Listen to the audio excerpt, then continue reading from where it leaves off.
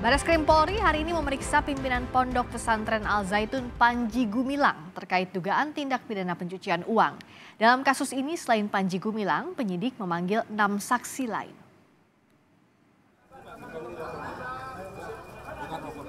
Bareskrim Polri masih terus mengusut kasus dugaan tindak pidana pencucian uang TPPU yang dilakukan pimpinan Pondok Pesantren Al Zaitun Panji Gumilang. Hari ini, Direktorat Tindak Pidana Ekonomi Khusus Bareskrim Polri memeriksa Panji Gumilang terkait dugaan TPPU. Karopenmas Divisi Humas Polri, Brigjen Ahmad Ramadan menjelaskan, dalam kasus ini, selain Panji Gumilang, penyidik memanggil 6 saksi lain. Update dugaan penggelapan dan tindak pidana pencucian uang oleh pengurus Pondok Pesantren Al Zaitun, Saudara PG, bahwa pada hari ini Senin 7 Agustus 2023, penyidik akan melaksanakan interview atas laporan informasi kepada antara lain Saudara PG dari Al Zaitun, Saudara IS dari YPI, Saudara MN dari YPI, Saudara ES dari YKBS, Saudara WS dari Zammas, Saudara R dari Zammas, Saudara S dari Jamas. Polisi menyebut dugaan pencucian uang Panji Gumilang terjadi dari 27 Februari 2007 sampai 6 Juli 2023. Transaksi terjadi 367 rekening milik Panji Gumilang dan keluarganya. Total perputaran uang masuk di seluruh rekening mencapai 8,7 triliun rupiah, sedangkan dana keluar sebesar 7,7 triliun rupiah. Sebelumnya, Menko Polhukam Mahfud MD menyebut ada dugaan TPPU yang dilakukan Panji Gumilang. Mahfud mengatakan Pusat Pelaporan dan Analisis Transaksi Keuangan PPATK telah menganalisis adanya dugaan TPPU terkait klaim atas tanah yayasan dan rekening mencurigakan dalam kasus Panji Gumilang. Itu bukti-bukti yang secara undang-undang TPPU kita punya, yaitu masalah klaim atas tanah yayasan dan rekening yang mencurigakan. Oleh sebab itu,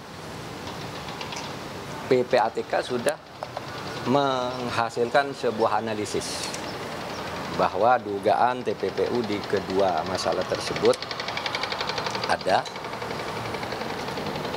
Karena analisis lalu ditindaklanjuti dengan pemeriksaan.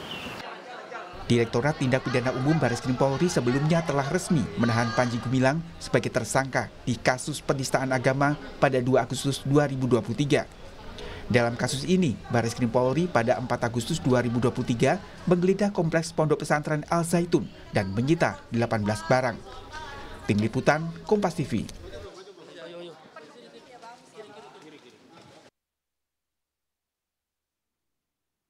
Pimpinan Pondok Pesantren Al Zaitun Panji Gumilang diperiksa terkait dugaan tindak pidana pencucian uang TPPU. Polisi menelisik 367 rekening milik Panji Gumilang dengan total perputaran uang mencapai 8,7 triliun rupiah. Kita akan bahas dengan pakar hukum tindak pidana pencucian uang Yenti Garnasih. Selamat malam, Bu Yenti. Selamat malam, Mbak. Kalau dari 367 rekening milik Panji Gumilang termasuk juga keluarganya dan bukti-bukti yang dimiliki oleh Polri, apa semestinya ini sudah bisa terlihat tindak pidana pencucian uang dalam perkara ini, Bu? Iya, dugaan keras tindak pidana pencucian uangnya sangat keras ini ya. Karena tindak pidana pencucian uang itu kan kata kuncinya adalah mencurigakan ya. Ada terutama rekening yang transaksi unusual, mencurigakan, suspicious transaction, dan di sini malah ada lagi yaitu bahwa ada seseorang atau beberapa orang memiliki rekening lebih dari 256 yang waktu itu ya disampaikan gitu ya. Nah itu kan sangat-sangat tidak biasa. Jadi sebetulnya ya, tapi emang ini agak aneh ya. Biasanya kan mereka tuh paling-paling 6 rekening, 7 rekening gitu ya. Ini banyak sekali. Anehnya banknya kok nggak curiga itu. Aneh sekali ini. Jadi bank itu jangan terpatok juga bahwa yang namanya mencurigakan itu hanya misalnya transaksi yang dipecah-pecah, kemudian transaksi masuk dan keluar gitu ya, dan jumlahnya tidak sesuai dengan profil. Nah sekarang ternyata ada modus seperti ini. Nah ini kok sampai tidak curiga ya, jangan hanya menanyakan bahwa apakah ada larangan seseorang mempunyai rekening banyak gitu. Ya bukan masalah itu kan, itu justru harus men-trigger bank untuk curiga gitu, mencurigakan dan bank itu lapor kepada PPATK sehingga tidak terjadi sampai sekian triliun ini dan sekarang kan menimbulkan masalah besar kan, apalagi ini berkaitan dengan pondok pesantren, dunia pendidikan dan kemudian banyak aset-aset dan kemudian ini kita sampai pada ada dugaan tindak pidana pencucian uang. Sementara tindak pidana pencucian uang itu memerlukan tindak pidana asal gitu ya. Dan memang kali ini berbeda ya. Artinya Apa gini. yang berbedanya, Bu?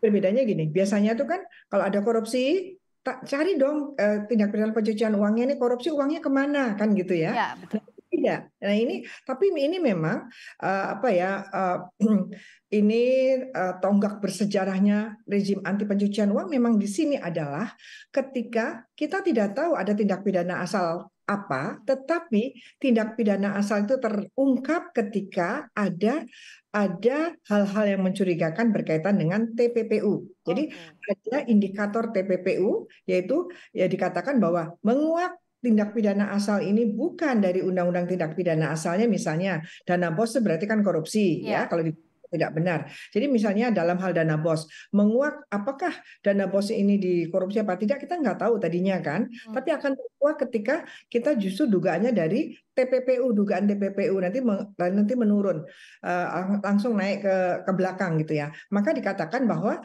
dengan munculnya internasional anti money laundering legal regime itu mengelahirkan suatu pola pikir paradigma dalam hal mengungkap kejahatan asal tidak lagi dari hulu tapi dari hilir, yaitu aliran dananya itu kemana, nanti kita akan mendapatkan, oh ini ternyata dari hasil kejahatan ini. Jadi nanti Bareskrim akan menemukan dugaan TPPU karena ada transaksi yang mencurigakan, itu nanti gampang sekali sebetulnya ya.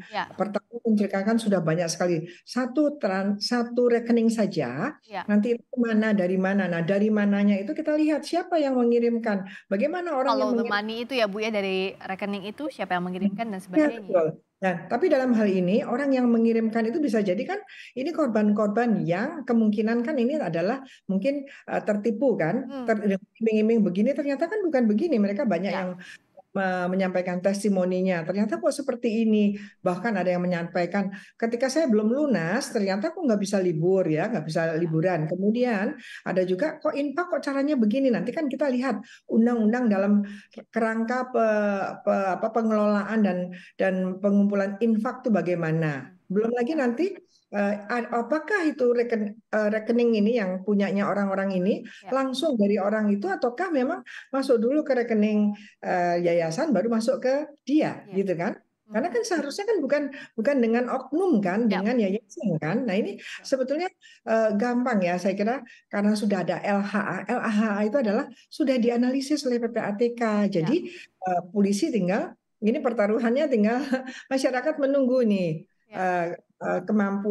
kemauan ya dari polisi karena sudah menimbulkan masalah besar gitu dan perkara seperti ini pernah terjadi. Oke, dan perkara seperti ini pernah terjadi Bu Yanti ya, bisa diceritakan bagaimana juga vonisnya? Ya, dulu kita pernah diributkan dengan perkara pondok pesantren yang kemudian ada pendidikannya yang kalau nggak salah SD-nya hanya berapa tahun dapat ijazah, kemudian SMP-nya, kemudian madrasahnya dan sebagainya, dan kemudian juga ada dana dari pemerintah ya, dari pemerintah menggunakan undang-undang berkaitan tentang peraturan bagaimana menggunakan infak dan sebagainya. Itu ada ya, itu juga sama menggunakan agama dan kemudian ada ada upaya-upaya seolah-olah akan menakut-nakuti mereka ya, kalau mereka tidak mau begini ya nanti masuk neraka dan sebagainya. Dan waktu itu ramai sekali yang dari Lampung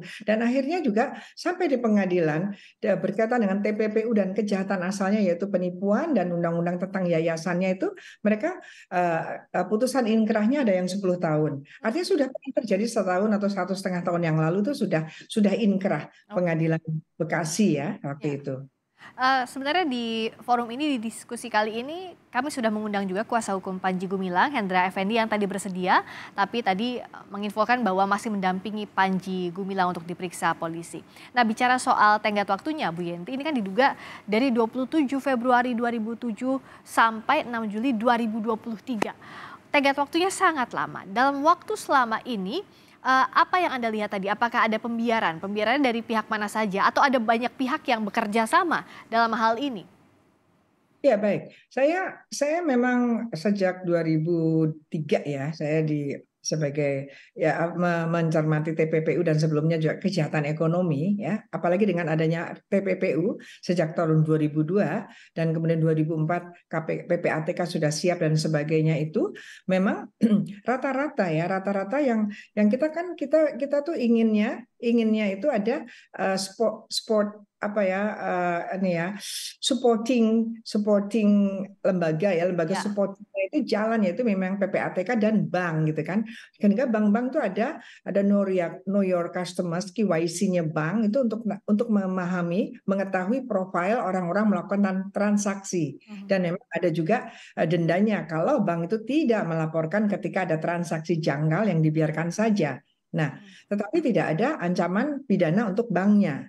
Dulu yang undang-undang yang awal ada. Kalau undang-undang yang sekarang itu tidak ada, hanya denda 250 juta. Dan saya melihat inilah membuat bank-bank itu tidak terlalu alert ya, waspada. Padahal kewaspadaan bank itu sangat penting untuk membantu kita. Nah, inilah kemungkinan yang sehingga 2007 itu sampai dengan sekarang ini tidak mencurigakan. Nanti kita lihatlah apa yang didalami oleh Barreskrim. Tentu di mulai 2007 itu pasti ada sesuatu yang tidak, profilnya tidak sesuai atau tujuannya tidak harus ke oknum tapi harusnya kan ke yayasan gitu ya. Ya. Seperti kan tidak semudah itu juga. Nanti yang bos kita kembalikan, bukan begitu caranya kan, ini bukan hutang piutang. Ya. Ini adalah dana dari negara yang untuk hal tertentu kemudian tidak digunakan. Itu bukan penggelapan juga, itu korupsi. Itu korupsi dan Karena itu dari korupsi. negara dananya begitu ya, Bu ya, untuk yang Dananya negara, karena memang pasalnya juga setiap orang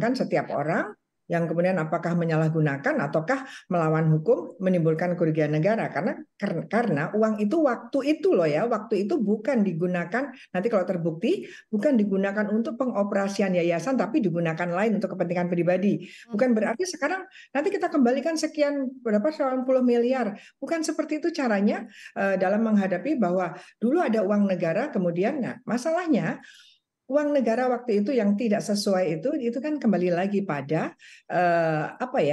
pada ini audit internalnya selalu tidak jalan ya. Ini kan lewat mana sih uang bosnya, itu kan lewat Kemenak kalau nggak salah ini ya, karena pendidikan Islam ya. Nah, ini bagaimana dari Kemenaknya? Apakah dikucurkan begitu saja kemudian tidak ada mekanisme untuk ya jangan hanya pelaporan hanya paper aja ya, ada ini tanda tangan dan sebagainya, ya kan nggak cukup seperti itu sekarang. Karena apa? Kalau ini nanti betul memang ada kejahatan dan kemudian bukti-bukti ada berkaitan dengan triliunan itu tadi, ini kita menghadapi satu modus kejahatan, sehingga negara melalui penegak hukumnya harus melalui satu strategi bagaimana pengamanannya, termasuk diantaranya adalah pengawasan sejak dini, pengawasan internal, pengawasan dari yang mengucurkan dana itu harus ada. Karena kalau tidak ada, ya kalau di dalam ilmu kejahatan adalah sebenarnya faktor yang menimbulkan kenapa sekolah-sekolah itu begitu mudahnya tidak misalnya terlibat korupsi karena dana bos, ya karena memang negara sendiri tidak memberikan satu warning, satu mekanisme pengawasan yang membuat mereka harus hati-hati, lapor dan takut ya. Tidak apa-apa kata takut itu, memang kita juga harus takut kalau terlibat kejahatan gitu.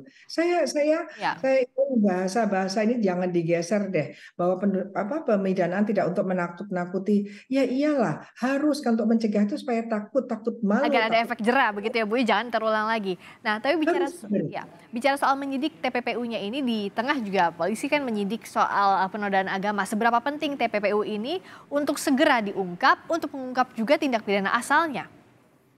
Oh iya, penting ini kan kalau di dalam kan awalnya memang penodaan agama, kemudian ada, tapi sebetulnya kan masalah ini kan sudah dicurigai dan sebagainya. Ini bersamaan gitu. Di dalam hukum pidana itu biasa, ketika ada satu kasus melibatkan seseorang dan kemudian ada laporan-laporan lain, maka orang tersebut yang sedang diselidiki atau disidik dalam satu kasus ini akan bisa jadi sangat mungkin juga melakukan kejahatan-kejahatan lain untuk mendukung kejahatan yang awal itu. Ini kan seperti itu yang terjadi. Dan hukum pidana sudah sangat siap dengan itu, yaitu ada ketentuan yang diatur di dalam pasal 63 sampai dengan pasal 73 ya. KUHP yang sekarang ini, mulai 63 sampai pasal 70-an itu semua mengatur ketika seseorang sedang disidik berkaitan dengan misalnya ini penodaan agama dan kemudian ada laporan bahwa yang bersangkutan juga terlibat kejahatan lain, keuangan dan sebagainya. Ini sangat penting secara psikologis ya, membuat penyidikan penodaan agamanya menjadi lebih mudah. Kan melakukan penyidikan itu kan ada intuisi naluri dari penyidik ya, sehingga kan tidak semua orang begitu tahu pidana langsung mahir menyidik, tidak juga gitu. Seperti saya nggak bisa saya menyidik ya, tapi kami hanya mengetahui teori-teorinya harus dari sini, strateginya seperti ini, begini. Nah, dengan adanya satu orang, kemudian ada beberapa dugaan, ada beberapa bukti, dan kemudian memang harus sekaligus. Jadi ini juga penting. Nanti di dalam pengadilan kalau bisa sekaligus, sehingga orang ini nanti yang bersangkutan ini nanti tidak dipidana ditumpuk-tumpuk, ditambahkan secara murni, itu kita nggak menganut itu gitu. Oke, dan ini harus ada kerja cepat juga untuk mengungkap transparansi penegakan hukumnya untuk publik juga nanti. Ya, jadi kalau yang kejahatan TPPU, kejahatan ekonomi itu harus cepat ya. Saya agak risau dengan istilah bahwa kami harus cermat karena ini semuanya juga Tapi kalau tindak pidana ekonomi harus cepat begitu ya, Bu Yenti ya? Ya, cermat dan cepat, dan semua itu harus cermat. Kalaupun kejahatan ekonomi kecil dan itu pelakunya orang kecil juga harus cermat, jangan sembarangan aja. Kalau orang kecil langsung gampang dipidanakan, kan semua juga harus cermat. Tadi nggak usah lah membicarakan cermatnya, yang penting cepat karena kejahatan ekonomi apalagi TPPU keburu tidak tertelisik, termasuk juga yang diblokir oleh PPATK ini harus segera, kalau ini bisa jadi penyidikan dan bisa jadi tersangka, sesegera mungkin ada tersangkanya, maka yang diblokir itu bisa bukan yang blokir, bukan lagi PPATK, tapi penyidik yang memblokir, dan itu waktunya lebih lama sehingga bisa diselamatkan karena memang paradigma TPPU adalah follow the money selain follow the suspect. Demikian, Mbak. Harus cepat penyidikan TPPU untuk follow the money dan follow the suspect dalam kasus Panji Gumilang yang saat ini sedang disidik polisi. Terima kasih pakar hukum tindak pidana pencucian uang, Ibu Yanti Garnasih telah bergabung di Sapa Indonesia Malam. Terima kasih Bu Yanti.